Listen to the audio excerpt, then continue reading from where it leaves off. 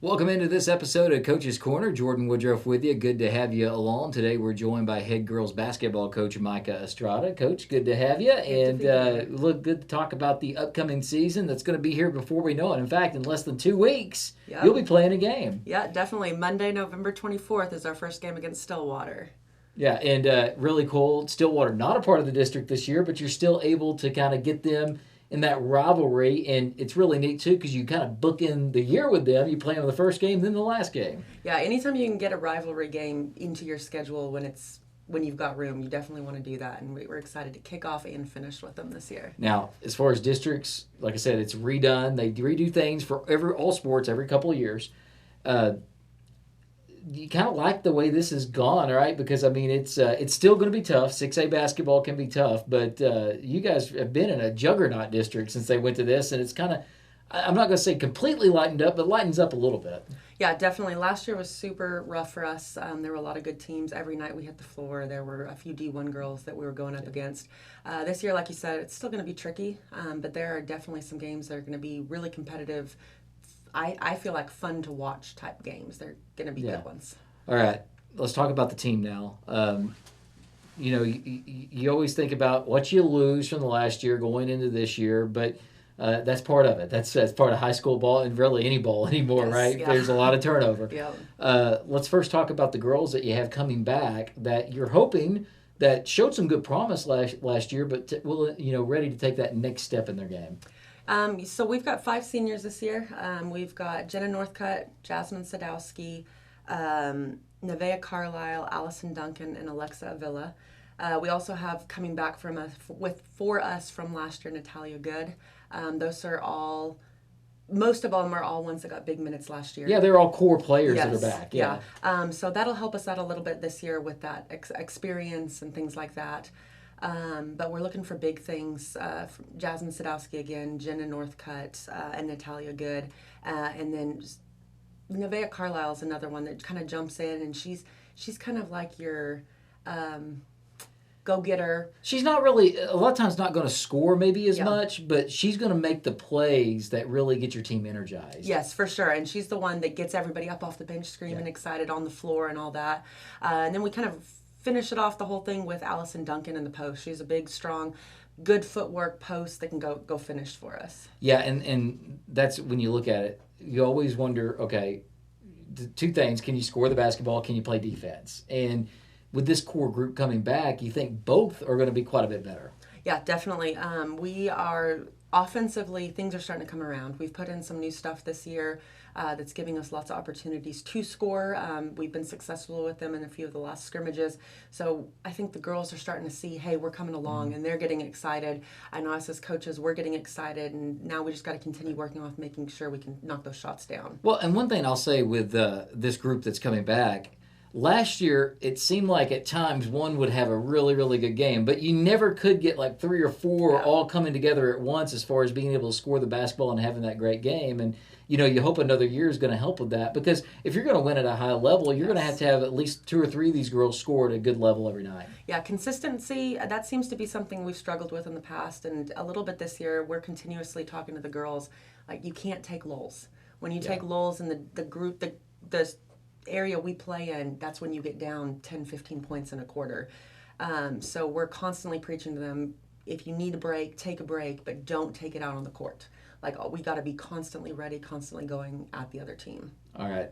We talked about the core group that's back. Now let's talk about some of the new girls. And, once you get to this point, and you may have another one that comes in and does well over Christmas break and then maybe gets into the lineup a little bit, but talk about the ones that maybe people don't know that have kind of shined so far, that have kind of earned themselves minutes heading into this season.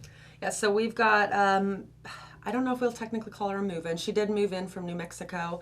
Samara McLean, she's another kind of forward, 4-5. She can sub in for Allie when need be, but she's strong. She gets rebounds, so she's been a big impact coming in to give some minutes here and there. Right. And then we've got freshman Maddie Stafford that's coming in. One thing we've lacked in the past is kind of that point guard position. And she's coming in, she's learning, she's constantly got her eyes and ears open so that she can figure out what she needs to do to get to improve and continue improving. to try to get into that point guard position. Well, and that's good. You bring that up. We've had a lot of guard players, but not that true point Yes, guard. yep. And that's the thing for Maddie. If she can progress into that, that's really going to help this team, not just this year, but in the future as well, because you need that person that's the general that can get everybody going, get that ball down the floor.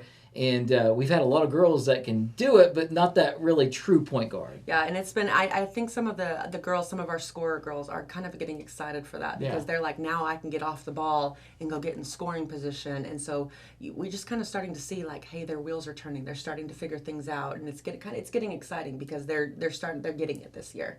So... All right, let's talk about the season start. Like I said, less than 2 weeks away, and just a nugget for you. Don't be waiting for a 6:30 game, that first game. No. Both schools are out the whole week of Thanksgiving. So with that being said, you guys have agreed to play this one starting at 1 o'clock in the afternoon on Monday before Thanksgiving. And I think that's great because you guys can, have that and maybe give time, let the kids off their out of school or whatever, some that may go on travel for Thanksgiving, but also be able to get your practices maybe in there as well. So really cool how you guys set this up, and really neat that it's going to be a 1 o'clock game on that Monday. Yeah, so it'll be different going down to Stillwater. So, we'll start out in the gym that morning and make sure we're ready to go because anytime you play a rival game, you got to get ready to go, especially with it being the kickoff game of the season. Like it's a big one for us. Keep morale high and all of that kind of stuff. But yeah, you're exactly right.